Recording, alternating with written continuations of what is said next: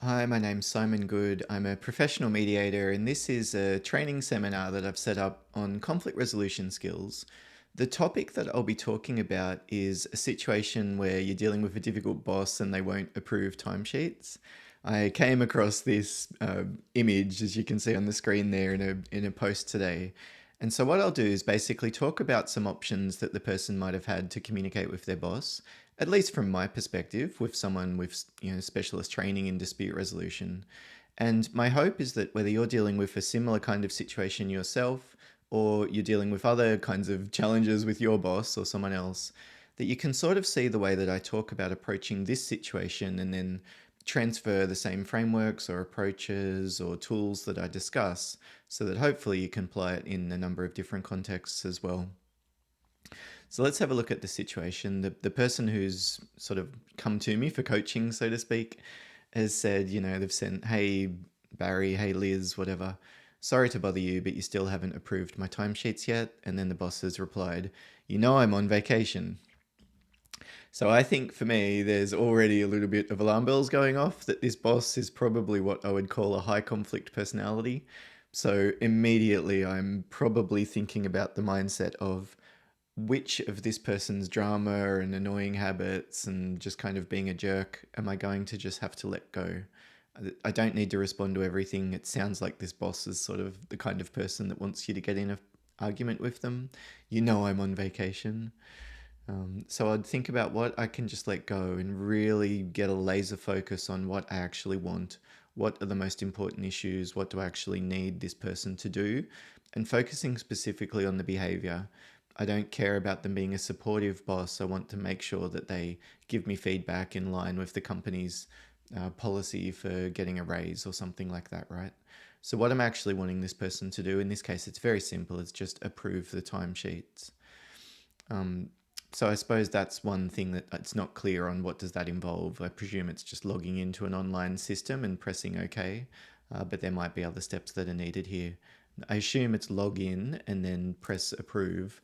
So it's even worth sometimes pausing and thinking, well, what am I actually wanting them to do here? I'll talk about that more in a moment. So I understand, however, the timesheets are due and I won't be able to get paid if it's not approved by you. I already asked whoever, Sam or someone else, but no one is able to approve it besides you. So I understand, however, as soon as we use the word however or but, what it tends to do is it erases whatever came before, which in this case is I understand. So that's not a good way to demonstrate empathy. If our goal is to help the boss to feel like we've heard them and we get where they're coming from to some extent, I understand, however, is probably not the best way to do it. It would be something like, gosh, you're right, I'm bothering you on vacation. They've said, I'm on vacation, so if you want to empathize, you would play that back. Sorry, you're right. Yeah, I just realized this morning that you're not in the office all week, or something just to confirm that you've understood what they've communicated instead of saying, I understand, but. And then the timesheets are due, I won't be able to get paid. So that's not a reason. That's the impact on you, but that's not the reason why they should. And I already asked Darren, and no one else is able to approve it besides you. I guess they're the person's trying to say, I've given it some effort here. Like, don't think that I haven't tried. The flip side of this, and probably the better phrasing though, would be to say something like, is there someone else that I can go to? Instead of saying, I already asked Jim and he said that it has to be you, this would be a question that I would ask the boss, like, who can I go to? You could decide, depending on the situation, how active or passive to phrase that, but I guess ultimately it's saying, how do you expect me to do this? What would you have liked me to do instead? Is there someone else that I can go to in the meantime? Is there an option for getting approvals when your boss is on leave? Ask them that question, and then effectively you're inviting them to collaborate on solving it. Whereas you saying, I've already tried and I don't know the answer, you haven't actually even asked them for help. And what you might have done is to implied criticism that they might think that you feel that it's their fault. So the boss replies, then that sounds like bad planning on your part. I'll sign it when I return. Again, no, this person sounds like kind of a jerk, but who knows? And then the person wrote, I'll not get paid then it will get pushed to the next cycle. I really can't wait that long. Again, that's not a reason, that's just your interest, that's what you need. I can't submit it before the end of the week, so I'm not really sure what I could have done differently, question mark. And then the boss just writes back a thumbs up. So that last bit there, I can't submit it before the end of the week, so I'm not really sure what I could have done differently. It reads as defensiveness. And so what tends to happen when we become more and more defensive is that we set up this adversarial type of framework. It's me against you. And that's probably not what you want here. You're wanting to collaborate and for both of us to be involved in solving this problem.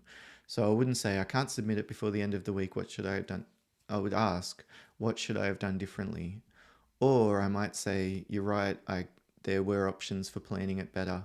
I'll make sure I do that next time round. For this time though, would you be willing to make an exception?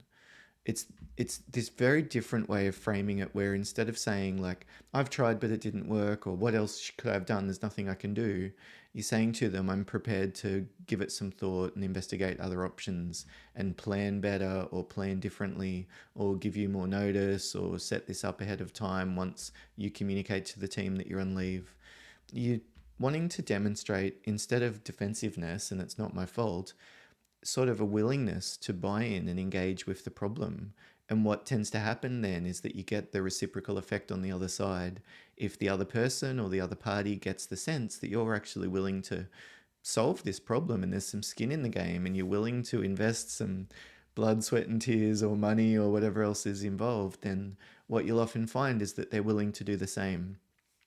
But particularly in couple relationships, but also in business to business type of things too, when one person just gets stuck on the it's not our fault, it's not our problem, you need to fix it yourself, what tends to happen is then the other party just ups the ante and ups the ante of yes, it is your fault. And the back and forth just becomes a debate and an argument, and it all devolves into conflict. When I'm going through these types of situations and running conflict resolution training, the starting point often is to ask people, well, what's most important here? What's the goal? And you'd be surprised at how many conflict situations we don't pause. We yell at our kid when they're dragging their heels getting ready for school because we're worried about being late. In hindsight, we probably could have dealt with that issue of making sure that we weren't late differently without resorting to yelling. And in that moment, I want to set my son up for a good day at school so he's ready to learn. And, I don't want him to arrive traumatized by a dad that's having a freak out meltdown of the year type of thing, right? So, what's your goal here? And in this situation, that's also something to think about. Who is this boss? What's the ongoing relationship that you'll have with them? How important is this money to you? Is it a matter of you're not going to be able to afford your living costs over the next fortnight if your boss doesn't approve it? Or is it more the principle of the thing that you've done your work and you should get paid and this isn't fair that your boss has caused this inconvenience? Just pausing and thinking about, well, what's the priority here? What's most important? Maybe I don't want to make waves and make this boss resent me when in fact I'm not going to be seeing them and working with them after the next month or two because one of us is moving to a different position within the company. So, what do you ideally want? And then, what is the good enough option? If you're not able to approve the full amount, could you at least do this? And really thinking about this in terms of behavior, would you be willing to log in and approve these ones and just make an exception? I'm saying I only want you to do it this one time, or this is the bare minimum. I'm not saying, would you help me out? I'm saying, would you be willing to log in and do this, please? Who needs to do what by when, and is there any flexibility? Sometimes you can wait, sometimes things are more urgent, etc. But we need to pause and consider all of these different factors.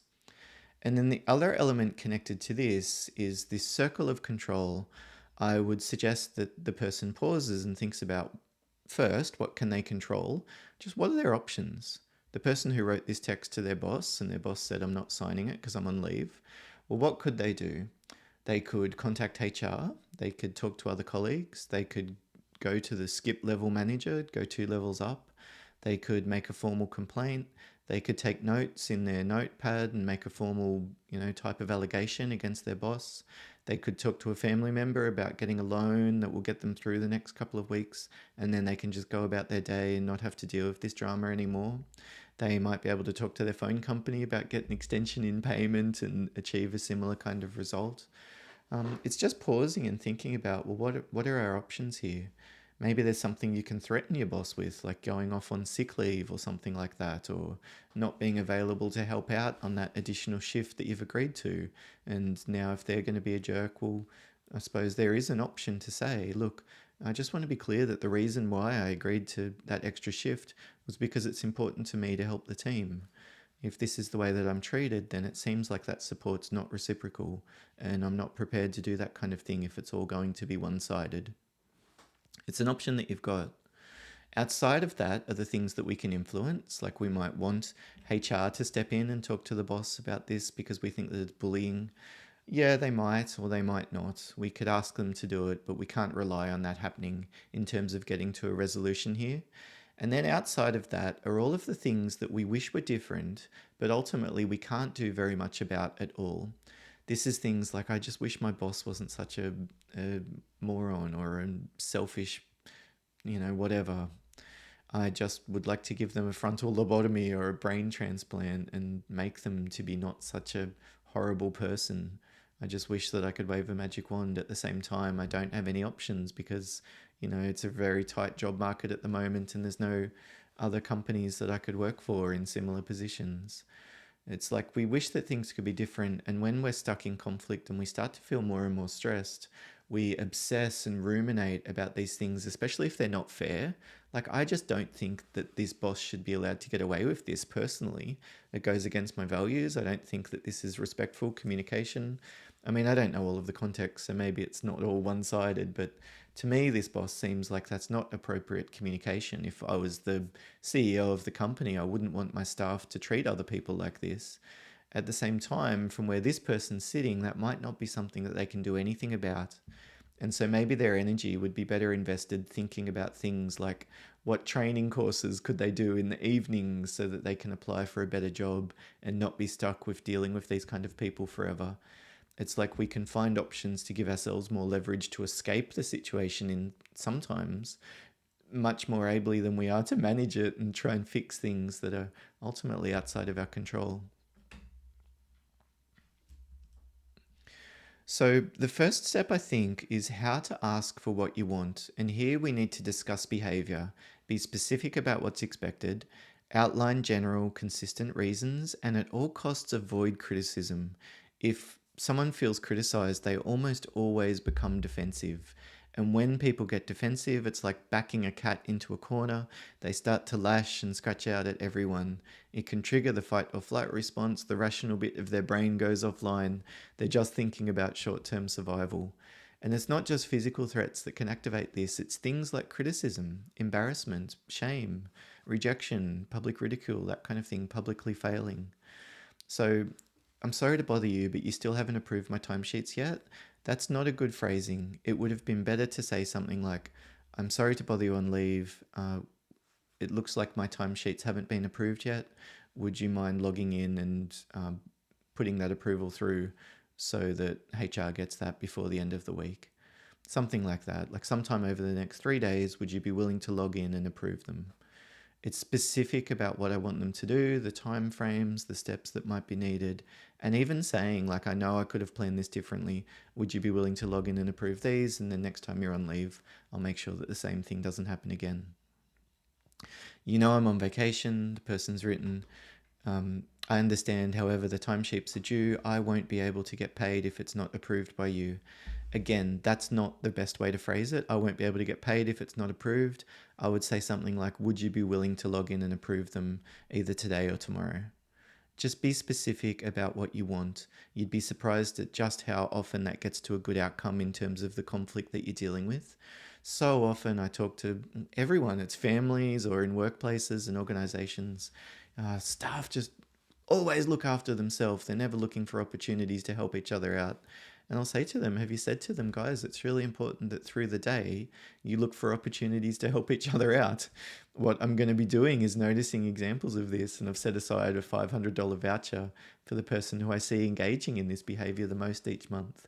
It's like ask for what you want people to do and then they'll do it. You might actually be surprised at how that works.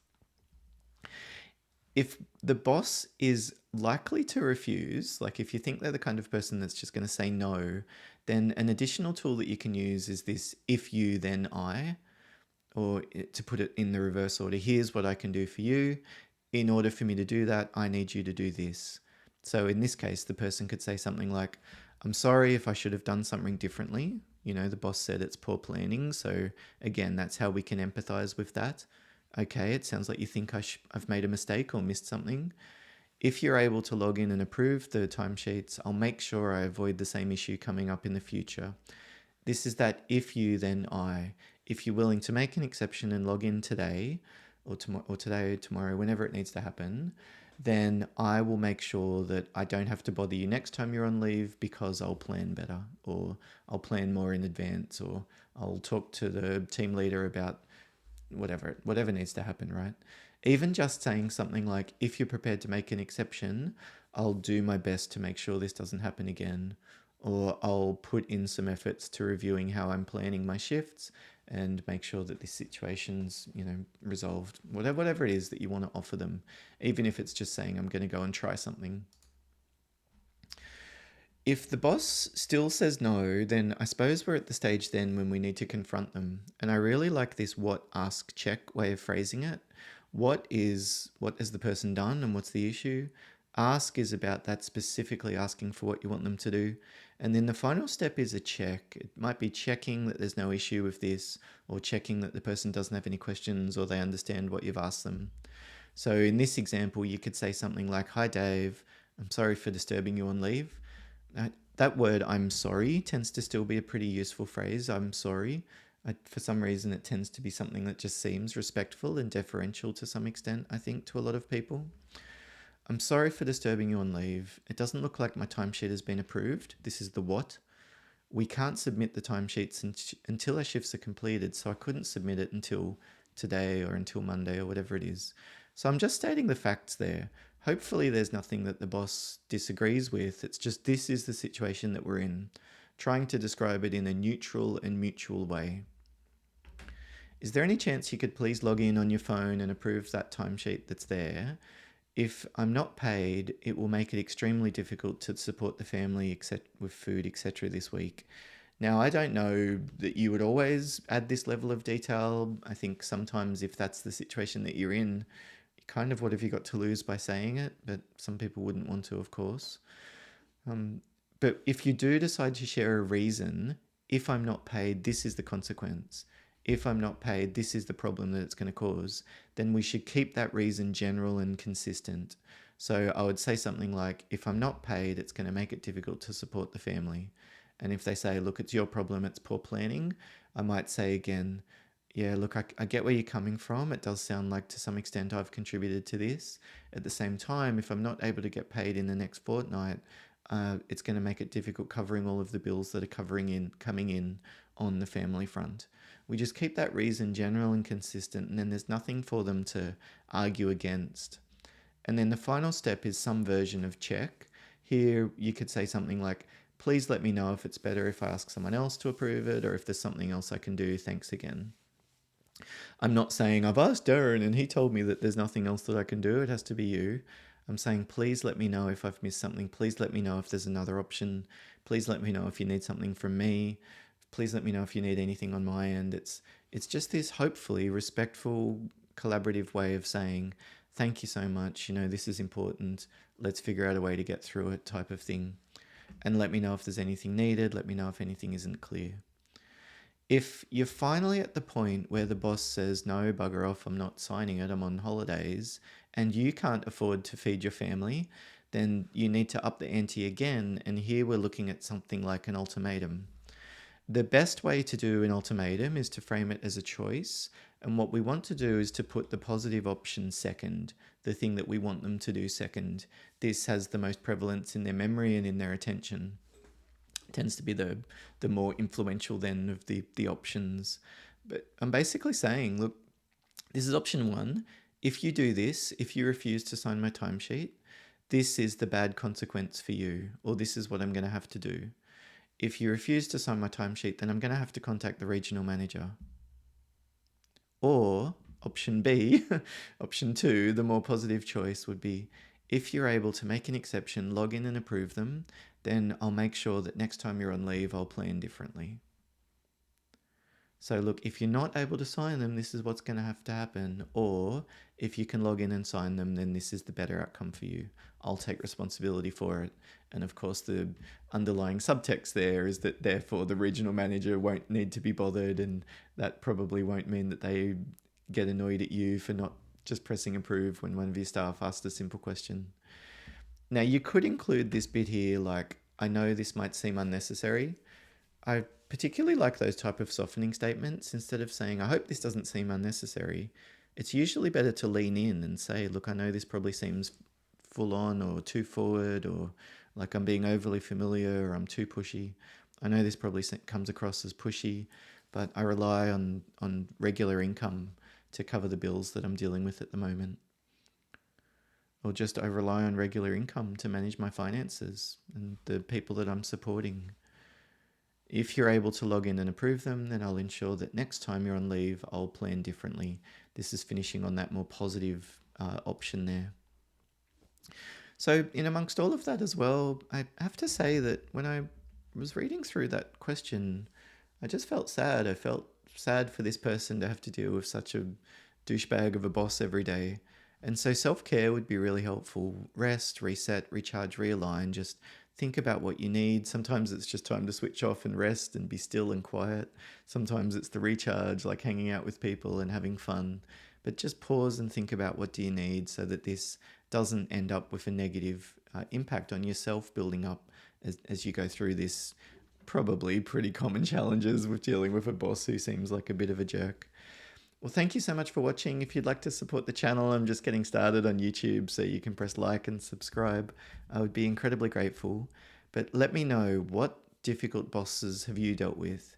What questions have you had going through your mind about how this person could possibly act like this and still call themselves professional and reasonable or whatever else? And do you have a question that I can help with in a future video? I'll be more than happy to cover something or look at a particular case study or scenario. Thank you so much for watching. Bye for now.